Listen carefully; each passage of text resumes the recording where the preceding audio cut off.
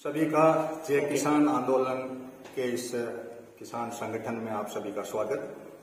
साथियों, कल सूचना के तौर पे एक तो ये आपसे निवेदन है कि कल 22 तारीख को योगेंद्र यादव और दिल्ली के कुछ किसान संगठन और यहाँ के भी किसान संगठन आएंगे और उनके बीच में हम अपनी किसानों की बातों को न्यू वर्ल्ड ऑर्डर के एरा में अपनी बात को रखना चाहेंगे। हम लोग कुछ एक नई सिस्टम के तहत इस जय किसान आंदोलन का जो है उसके अंदर थिंक टैंक के कुछ लोग कलेक्ट किए हैं और उनसे हमने ये कहा कि भाई आखिर कौन से ऐसे कारण है ये तो खेती को महत्व देना चाहिए। दुनिया के अंदर इस पृथ्वी पर 3 तरह की व्यवस्था है, सर्विस सेक्टर है और इंडस्ट्री का सेक्टर है और एग्रीकल्चर सेक्टर है। एग्रीकल्चर सेक्टर को महत्व देने के हमने 2 कारण माने हैं। एक कारण तो यह है कि ये लाइफ लाइन है, जिंदा नहीं रह सकता आदमी, इसलिए रोटी डाउनलोड भी नहीं होती है, इसलिए रोटी के लिए हमें एक लामबंद होने की जरूरत है। पहला कारण तो ये बनता है।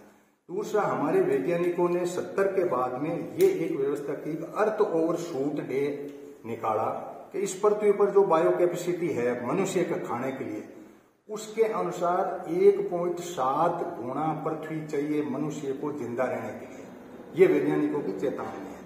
तो अब सरकार का दायित्व बनता है कि जब 1.7 की पृथ्वी हमें चाहिए तो हम किसके लिए काम करें कि एग्रीकल्चर सेक्टर के लिए करें, वरना जिंदा करें। एग्रीकल्चर के मायने मछली, मांस, पेड़ पौधे जो भी मनुष्य खाता है उन सब की व्यवस्था के लिए 1.7 टाइम पृथ्वी को हम इसी पृथ्वी के ऊपर 1.7 टाइम को कैसे कर पाए, ये बहुत जरूरी चीज है।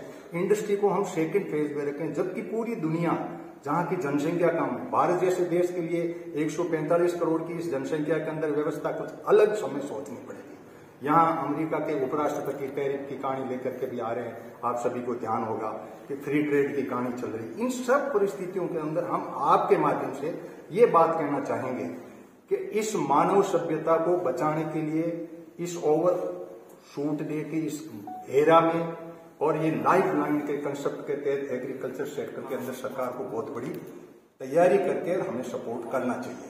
ये हम निवेदन चाहेंगे आपके मार्फत में। सपोर्ट के मायने में हम ये कह रहे हैं कि अमेरिका के किसान को एमएसपी में ग्रीन बॉक्स के तहत हमारे से 42 गुना सब्सिडी मिल रही है।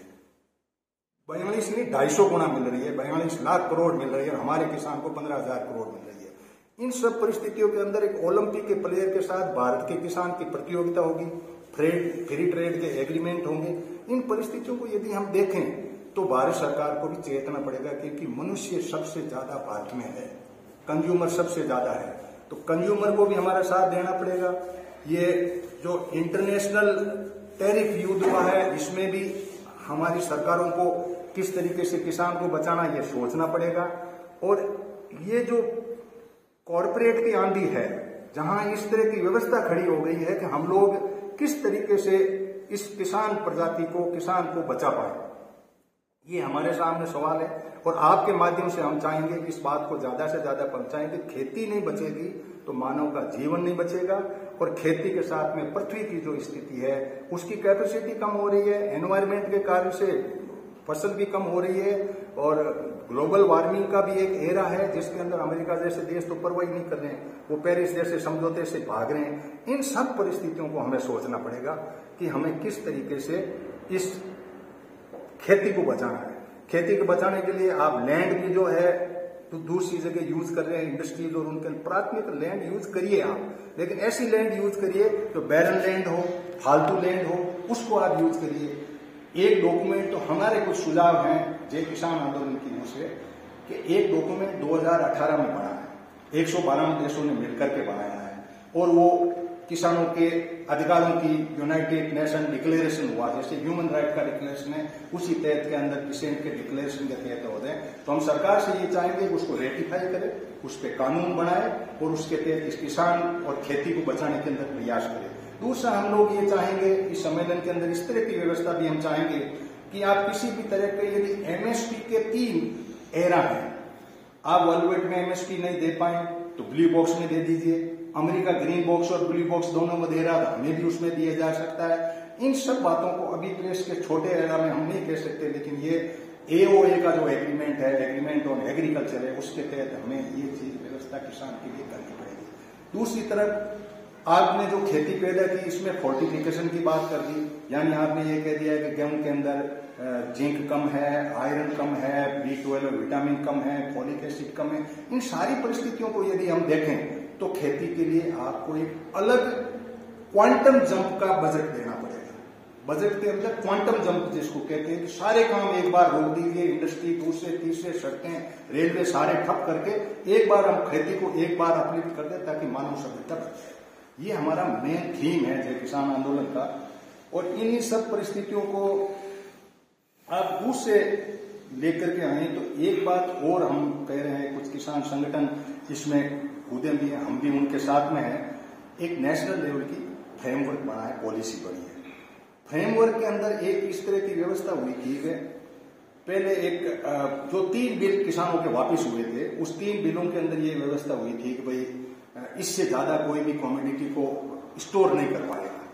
लेकिन अब जब ये गोडाउन, ये फ्रेमवर्क बना, इसके अंदर गोडाउन है, जिनके भी गोडाउन है, बड़ी बड़ी फर्म है, हम मीडिया के मार्फत में आप सभी साथी जानते हैं कि किनके बहुत बड़े गोडाउन्स हैं, उन गोडाउन्स को इन्होंने फ्री कर दिया, फ्री ट्रेड में, कि उनमें रखा हुआ माल का किसी को चेक करने की जरूरत नहीं है। वो तो चाहे हजारों टन, करोड़ों टन इकट्ठा करे, कोई बात नहीं। वो माल होकर के समुद्र तट के मार्फत, उड़ान के मार्फत, रेल के मार्फत, जो छोटी छोटी नदी नाले हैं उनके मार्फत समुद्र तट पे जाए और समुद्र तट पे किन लोगों का कहाँ है एक्सपोर्ट की क्वालिटी में।